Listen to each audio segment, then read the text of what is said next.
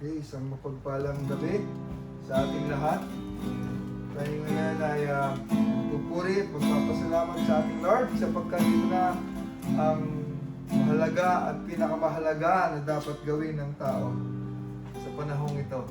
Hindi na natin alam kung ano at ano pa ang mangyayari bukas at sa mga susunod pa. Kaya palayan natin ang awit ng ating Panginoon. Hallelujah!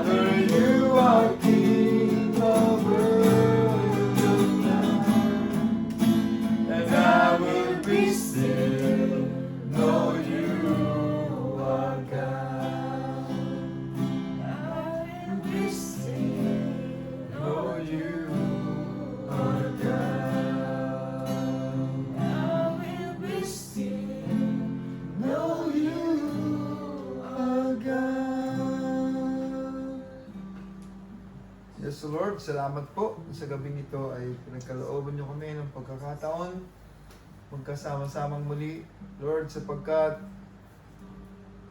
ito na nga po ang siyang dapat i-priority ng mga tao sa panahon nito.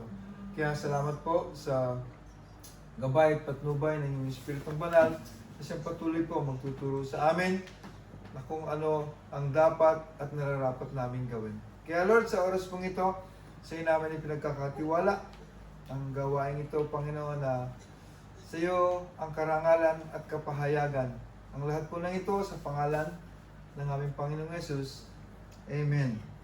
Salamat po. At muli sa gabing ito, ang ating lesson ay binibigay ng Lord na actually po sa pangatlong session na ito, kung makikita po natin sa ating mga pag-aaral, na 1.3 na po ang lesson natin. Patungkol pa rin ito sa pagtubos ng Panginoong Hesus na kumpleto na ang pagtubos ni Jesus, no? Na katotohanan na marapat na maging kaisipan ang bawat nilalang sa oras na ito, sapagkat nakikita natin na ang mga pangyayari ay wala na pong nakakaalam kung ano mangyayari bukas, kung ano mangyayari sa mga susunod pa. Sapagkat ang Diyos lamang ang nakakaalam kung ano't ano po ang mangyayari. Kaya dito po sa binibigay ng ating church na mga lesson na patungkol lang, pinopokus tayo sa lahat ng ginawa ni Kristo sapagkat kung ang buhay natin ay mapailalim sa paghahari ng Panginoong Hesus, lahat tayo ay siguro magkakaroon ng kapanatagan at kapayapaan. Sapagkat kay Kristo lamang matatagpuan ang kapayapaan at ang tunay na kapanatagan sa mundong ito. Okay, doon sa lesson na napag-aralan natin, nung una dahil sa pagtubos na talagang tayo tinubos na ni Kristo at wala na pong pwede pang tumubos sa atin. At ang pagtubos niya, doon sa lesson 2 na talagang sapat na. Wala nang pwedeng idagdag at wala nang pwedeng gumawa sapagkat kumpleto na ang ginawa ni Panginoong Yesus. Okay, dito po sa pangatlong topics na ibinigay niya na kumpleto na ang pagtubos na complete package, no, ang ating Panginoong Yesus. No, na mababasa po natin sa 2 Corinthians 5:21. Pakibasa mo ma. 2 Corinthians 5:21. Hindi nagkasala si Kristo, ngunit dahil sa atin, siya'y tinuring na makasalanan upang sa pamamagitan niya ay maging matuwid tayo sa harap ng Diyos. Amen. Sapagkat kumpleto at sapat ang pagtubos ng Panginoong Yesus na wala pong pwede na makagawa. Talagang sa sobrang pag-ibig ng Lord, siya ang gumawa ng mga bagay na hindi natin kayang gawin. That is love. Ang sobrang pagmamahal ng Panginoong Yesus sapagkat di tayo maliligtas sa mga pagsunod o sa sarili natin mga gawa, no? Na mababasa natin sa Romans 3:20 na ang gawa ng tao ay hindi magiging pwedeng sandalan o sandigan para sa katubusan. Roma 3:20.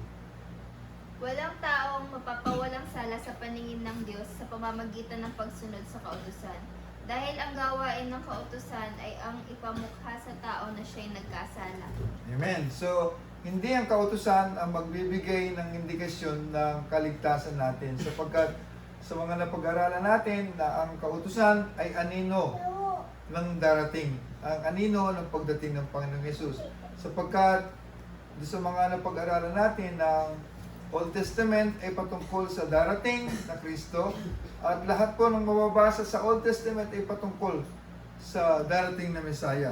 Kaya dito po sa ginawa ng Panginoong Yesus talagang ang pagliligtas niya ay pagtubos niya sa atin kumbaga sa nasanla ay kumpleto at sapat na. At dito po kumpleto ang ginawa na pagtubos ng Panginoong Yesus sapagkat hindi magagawa ng tao sapagkat ang tao ay makasalanan. So sa pamamagitan ni Jesus, niligtas niya tayo sa pamamagitan ng pagtubos ng kanyang dugo. Okay? Kaya lahat ng hinihingi ng batas ay sinunod at tinupad ng Panginoong Yesus. No? Sa Matthew 5:17, ang lahat po ng hinihingi ng batas na hindi kayang gawin ng tao ay ginawa ni Kristo. Ipinakita lamang po na hindi ang batas ang siyang magiging kaganapan ng kaligtasan ng tao. Huwag ninyong akalaing naparito ako upang ipawalang bisa ang kautusan at ang mga propeta. Naparito ako hindi upang ipawalang bisa ang mga iyon, kundi upang tuparin. Amen. So yung pinakita ng Panginoon, siya lamang ang may kakayahang tumupad. No? Kasi ang batas, sabi nga ng pag-aralan natin, ito ang salamin na mag-indicate ng ating mga kasalanan. Ang batas, ang siya magpapatotoo na tayo may kasalanan. Pero hindi, ang batas, ang siyang maglilinis sa atin. Kahit sundin natin ang mga kautusan sa pamamagitan ng ating kakayahan, kung sa Ten Commandment ay hindi natin kayang ikumpleto. Kasi kailangan sa pamamagitan ng araw-araw, masunod mo ang batas. Pero sa pamamagitan ni Kristo, sinunod niya ang lahat ng ito sapagkat siya lamang ang may kakayahan. Hindi natin kaya. Si Jesus at siya lamang ang may kakayahan. Kaya kinumpleto niya, isang package din ang ginawa ng Panginoon Jesus ng pagliligtas sa atin. Kaya ang kasalanan natin ay bayad na noon, ngayon, at magpakailanman. So, kumpleto ang ginawang pagliligtas ni Jesus. No? Lahat ay nagtiwala. No? Lahat ng nagtiwala ay pinatawad at pinawalang sala sa lahat ng sala. No? Ginastify niya, ibig sabihin, nilinis niya ang lahat. Lahat ng nagtiwala. Ibig sabihin, sa pamamagitan ng pananampalataya, tayong lahat ay luminis. Sa pamamagitan ng pananampalataya, hindi sa pamamagitan ng gawa. Sapagkat ang gawa ay hindi makakapagligtas sa bawat nilalang, kundi ang ginawa lamang ni Kristo. Kaya po, ang tinatapik ng ating pag-aaral ay patuloy sa pagtubos ni Kristo. Gusto lang pong lumalim ng pamunuan ng ating church, lumalim ang pagkaunawa natin sa lahat ng ginawa ni Kristo. Kaya kumpleto ang ginawa niyang pagliligtas. Lahat ng nagtiwala ay pinatawad at pinawalang sala sa lahat ng sala. Hindi lamang po yung sala mo ngayon, kundi yung sala mo noon at yung sala mo bukas ay pinatawad na. Sa Romans 3:24 hanggang 3:28. No, makikita po natin ang ating Panginoon Jesus ay siya lamang tumupad ng lahat ng ito para sa atin. 24 No. Ngunit dahil sa kanyang kagandahang loob, sila ay pinawalang sala na niya sa pamamagitan ni Kristo Jesus na siyang nagpapalaya sa kanila. 25. Siya ang inaalay ng Diyos bilang handog upang sa pamamagitan ng kanyang dugo ay mapatawad ang kasalanan ng lahat ng sumasampalataya sa kanya. Ginawa ito ng Diyos upang patunayang siya'y matuwid. Noong unang panahon, nagtipi siya at ipinagpaumanhin ang mga kasalanang nagawa ng mga tao. Ngunit ngayon ay tuwirang ipinakita ng Diyos na siya ay matuwid at siya ang nagpapawalang sala sa mga sumasampalataya kay Jesus. Kaya't ano ngayon ang ating maipagmamalaki? Wala. At bakit naman tayo magmamalaki? Dahil ba sa ating pagsunod sa kautusan? Hindi. Kundi dahil sa ating pananampalataya kay Kristo. 28. Kung gayon, maliwanag na sa pamamagitan lamang ng pananampalataya, mapapawalang sala ng tao at hindi sa pamamagitan ng pagtupad sa kautusan. Amen. So, pinapakita lang po dyan na ang ginawa ni Kristo ay isang kumpletong gawa na wala na pong pwedeng idagdag. No, na katunayan, sinunod niya ang lahat para sa atin hanggang sa kamatayan. Hanggang sa krus ng Kalbaryo, yan po ang naging bunga. Ang sobrang pag-ibig at pagmamahal niya sa atin, tayong lahat ay nagkaroon ng ganap na buhay. Dapagkat pinahayag niya dyan na wala tayong pwedeng ipagmalaki, wala tayong pwedeng gawin para tayo ay makasunod sa tuntunin ng batas. Kaya si Jesus, siyang kumumpleto, siya ang nagbigay sa atin ng kabanalan, siya nagbigay ng katuwiran, hindi sa gawa natin. No? So, ang ginawa niyang pagtubos sa atin na kumpleto, isang complete package po ito. No? Lahat ng nagtiwala sa Kanya ay pinagkalooban niya ng pagiging ganap sa harapan ng Ama. No? Maging sa Acts 10:43 na ipinahayag, no, ng Diyos sa atin, Apo. Okay, Acts 10:43. Okay, Acts 10:43. Acts 10:43. Asan? Siya ang tinutukoy ng mga propeta ng kanilang ipahayag na ang bawat sumampalataya sa Kanya ay tatanggap ng kapatawaran sa kanilang mga kasalanan sa pamamagitan ng Kanyang pangalan. So, there is power in the name of Jesus. Lahat ng nagtiwala, lahat ng mananalig sa Kanya, no, sila yung mga sinasabi ng propeta na ang bawat sumampalataya sa Kanya ay tatanggap ng kapatawaran. So, hindi lang po tayo patatawarin, kundi tayo pinatawad na at tayo nilinis na. Jesus sanctified us 2,000 years ago. At yan po ang gustong madiin sa kaisipan natin ng pag-aaral na ito na talagang mahayag at mabigyan ng kalubusan ng kanyang salita. Kaya faith comes from hearing po. Sa pamamagitan ng pakikinig natin ng kanyang mga salita, ay lalalim po yung pagkaunawa natin. Magiging malalim na yung pagkakaunawa natin na ginawa ni Kristo. Kaya kahit may sitwasyon man ngayon sa mundo, dahil alam mo na ikaw ay niligtas na ng Panginoon, nothing to worry. Kasi ang worry ay hindi makakatulong. Ang kabalisahan ay hindi galing sa Diyos. Kaya dito sa pag-aaral na ito, ipinapahayag niya ang kumpletong ginawang pagliligtas sa atin ni Kristo ay ginawa na niya at nagawa na. No?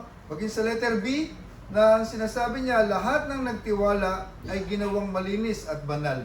Hindi kagagawa muna para maging malinis. No? Dito, lahat ng nagtiwala. Nung nagtiwala tayo sa Panginoon, no? Kasi sa panahon ngayon, kaya nga sinasabi ko na baka ito ang pamamaraan ng Diyos kung bakit ang bawat pamilya ay kinukumpleto niya para magkaroon ng mga enough time sa Panginoon. Kasi ang Diyos, nagtatawag na siya ngayon. Binibigyan, ito na po yung sinasabi sa kay Pedro na binibigyan niya ang lahat ng pagkakataon sapagkat ang ating Kristo, ang ating Diyos, ang ating Hari ay sobra-sobra niya tayong minahal. Pagmamahal na hindi matatawaran. Kaya lahat ng nagtiwala, hindi lahat ng gagawa. No? Sinabi niya, lahat ng nagtiwala ay ginawang malinis at banal. Jesus sanctified us. No? Mababasa po natin sa 1 Corinthians 6:11.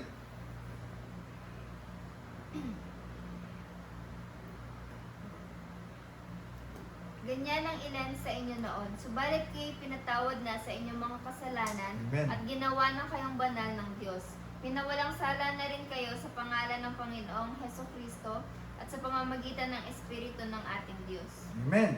So, makikita po natin sa salita ng Diyos, kaya ito ang pinakamahalaga ngayon na nais ng Diyos ay mapuno ang isipan natin sapagkat sinabi nga niya, subalit kayo'y pinatawad na. Hindi po tayo patatawarin pa lang.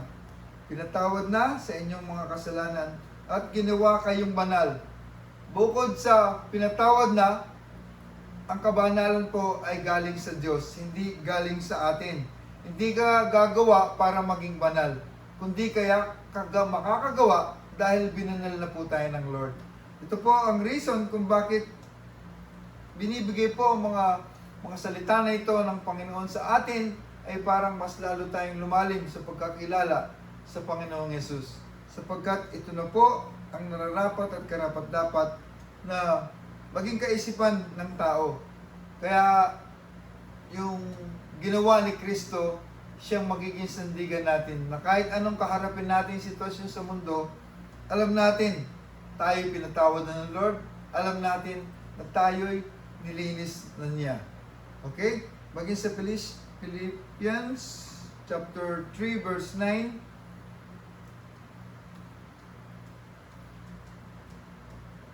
So ang pagiging banal po natin ay hindi sa pamamagitan ng ating mga gawa, kundi ginawa na po ni Kristo. Okay? Sabi po niya dito sa Philippians chapter 3 verse 9, at lubusang makasama niya ang aking pagiging matuwid ay hindi sa pamamagitan ng pagsunod sa kautusan, kundi sa pananalig kay Kristo. Ang pagiging matuwid ko ngayon ay buhat sa Diyos sa pamamagitan ng pananampalataya. Hindi po yung pagsunod. Kaya sabi ni Jesus, hindi siya naparito para ipawalang bisa ang kautusan, kundi para sundin. Kaya nga, if we have Jesus, ang batas po ng Diyos ang masusunod mo. Kasi hindi ka susunod sa batas para kalugdan ng Diyos. Kundi makakasunod ka sa batas na kung ano ang batas ng Diyos na pag-ibig because of Jesus. Kasi si Kristo ang siyang naging daan ng Ama para makarating sa atin ng katuwirang ito. Hindi sa pamamagitan ng ating mga gawa. Kaya, Jesus sanctified us because of Jesus did 2,000 years ago. Kaya sinabi niya, sa pananalig kay Kristo, tayo'y naging matuwid. Kaya mga kapatid, tayo banal, tayo malinis at matuwid because of Jesus. Hindi sa gagawin mo pa lang, kundi sa ginawa na ni Kristo. Okay, sa letter C, ng lahat ng nagtiwala ay papalitan ng glorified body at makakasama sa kanyang kalwalhatian. So this is glorification. No?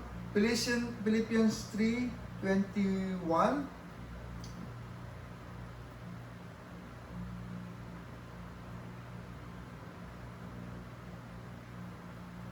Okay.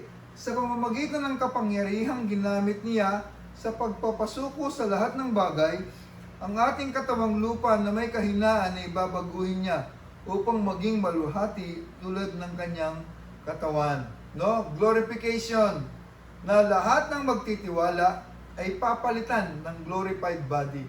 Ibig sabihin, sinabi ng kanyang salita dun sa lesson natin dun sa nakaraan, ang sinamang nagtiwala kay Kristo ay isa ng bago. No, hindi mo kayang baguhin ang iyong sarili, pero babaguhin at babaguhin ka ng Panginoong Yesus. Patungo dun sa kalwalhatian niya. So lahat ng magtitiwala ay pinalitan niya ng glorified body. No? Ang ating katawang lupa ay may kahinaan at babaguhin ng maluwalhating tulad ng kanyang katawan. So ito po yung gagawin ng Lord, no? Dun sa A, justification. Dun sa letter B, ginawa tayong malinis at banal. This is sanctification. At sa letter C, lahat ng nagtiwala ay papalitan ng glorified body, which is glorification. No? At maging sa Romans 5:2, no? Kasi sa Romans 5:2, makikita po natin dyan kung ano yung ano bang ipinapahayag ng Diyos kay Apostol Pablo.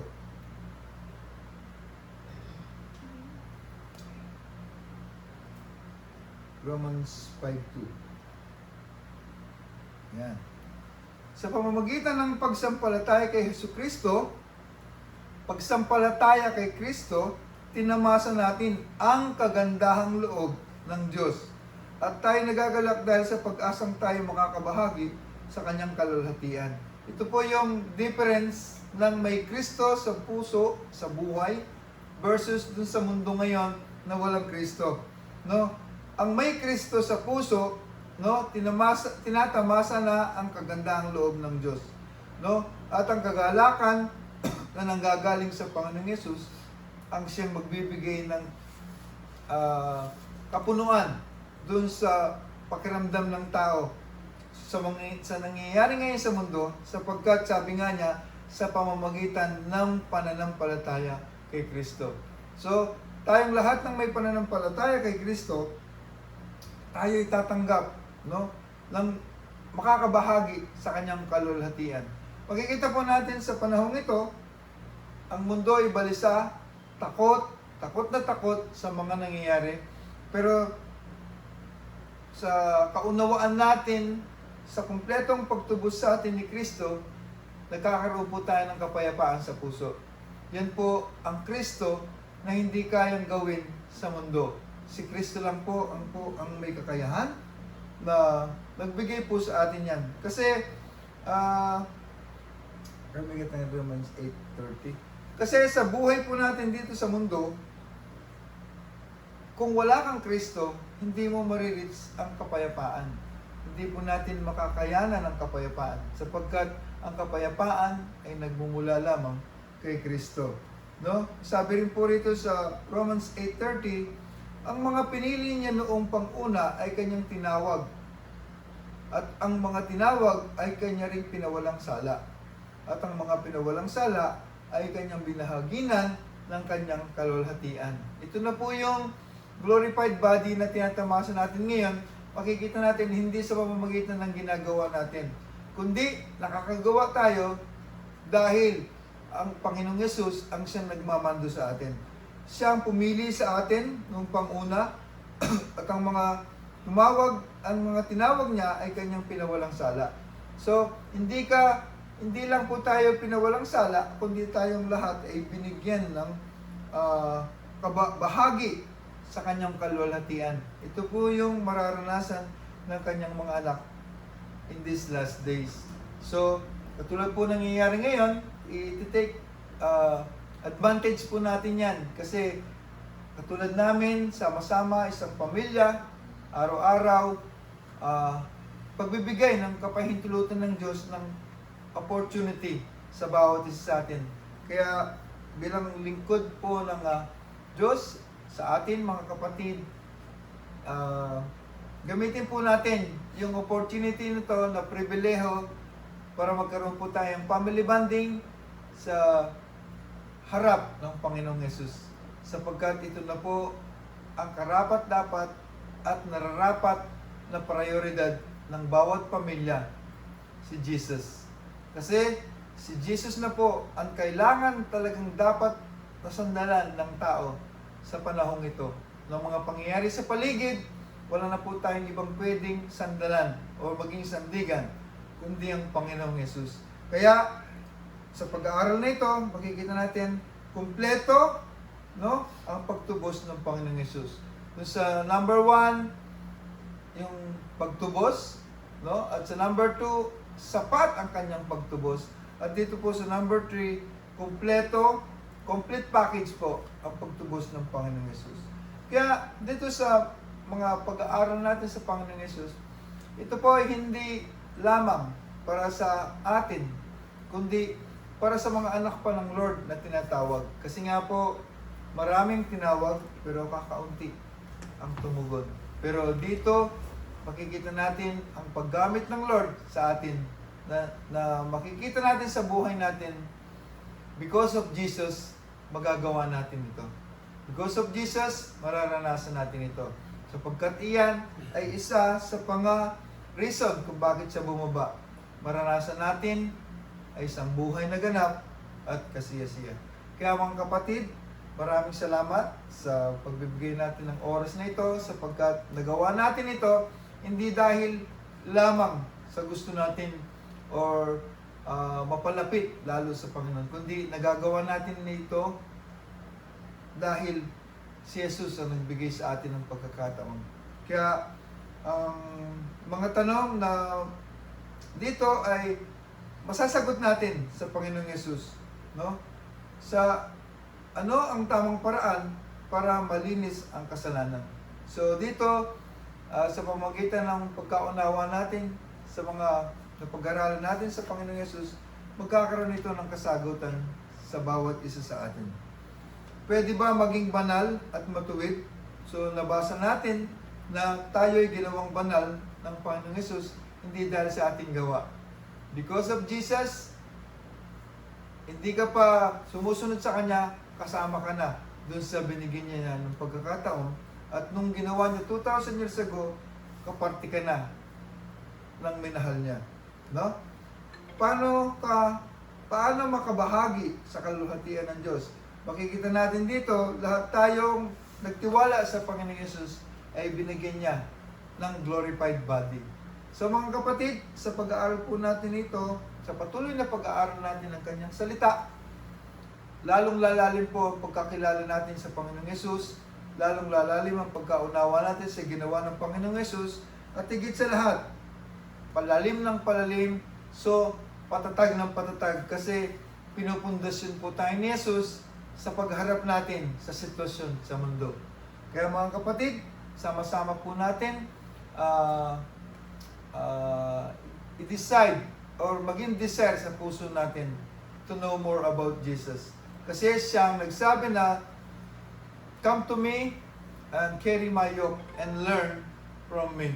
So, ito po ang pamamaraan ng Diyos para mas lalong lumalim po ang pagkaunawa natin at pagkaalam sa ginawa ng Panginoong Yesus. Kaya, muli, maraming salamat. Hanggang sa susunod po na topic natin, sa susunod na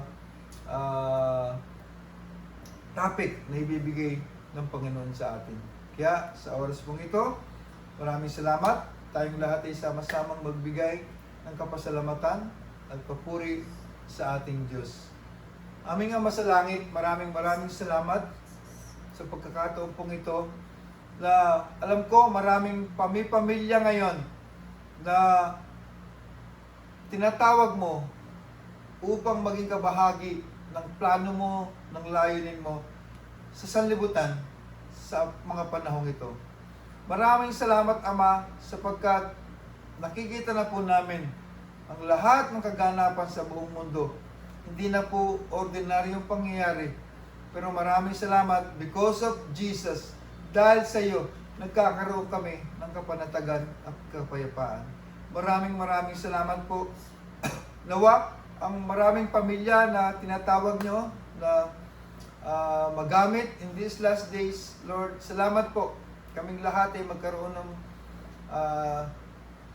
tamang lakas at kaunawaan para maipahayag ka sa mga nalalabi pang araw o oras sa mundo. Maraming salamat po. Nawa kaming pamilya ay magamit mightily, maging kaming mag-asawa, ang aking mga anak ay magamit mightily to deliver the message of the last days, Panginoon. Ito po ay sa pamamagitan ng iyong biyaya. Kaya Lord, ang biyaya mo'y sapat, ang biyaya mo'y ganap, sapagkat Ikaw, Jesus, ang siyang kasama namin. Nagiging ganap kami because of Jesus. Nagiging makatotohanan ng buhay namin because of Jesus. Kaya, Lord, all we need is you. Kaya Ikaw po ang patuloy na bumalot sa pamilyang ito. Maraming salamat po upang maging daluyan po kami ng magiging patutuo sa mga huling araw na ito. Kaya salamat po, nawa, maging gamit po ang bidyong ito para mas lalo pa po maging makatotohanan ang plano niyo sa amin na magamit kaming lahat, ng aking mga kapatid, ay magamit sa layunin mo, sa plano mo, upang maipahayag ka sa mundo. All we need is Jesus. Wala pong ibang kailangan kundi si Jesus. Wala pong dapat mahayag kundi si Jesus. Kaya nung sinabi mo, makikita ng lahat na kayo mga alagad ko kung kayo'y nagmamahalan sa isa't isa. Lord, salamat po. Let our mouth use mightily to deliver the message of the last days. It's all about love. Jesus, you create us because of your love. So, you want us to live for love. Kaya Lord, sa gabi pong ito, sa iyo namin lahat, binabalik ang papuri, pagsamba, paglalahati sa matamis na pangalan po ng aming Panginoong Jesus. Amen. Amen po. Amen. Thank you, Jesus. So, magandang gabi po sa ating lahat.